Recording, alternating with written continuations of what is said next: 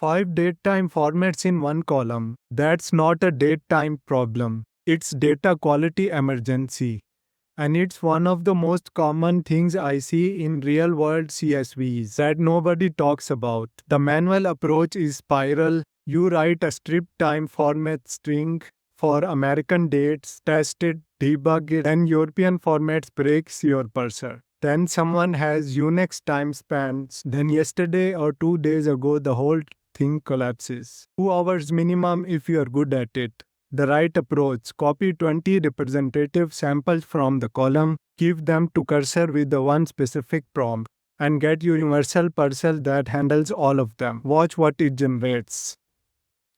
Okay, look at this column. We got standard American dates here, European format right below it, a few astray ISO, strings, raw Unix time span, and even relative text formats.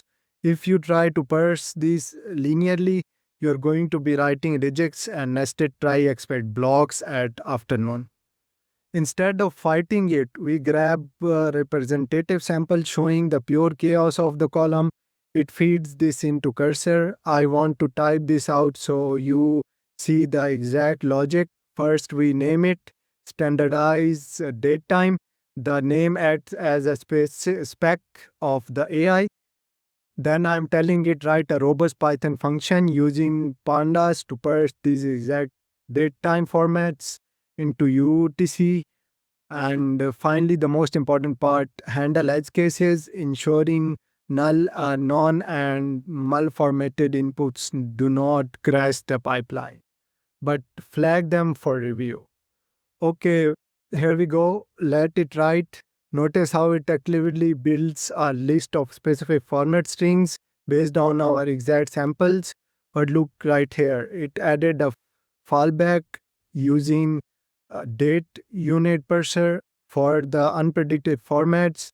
Here's the UTC conversation step, standardizing the time zone, and down at the bottom, here there are errors handling and type hints.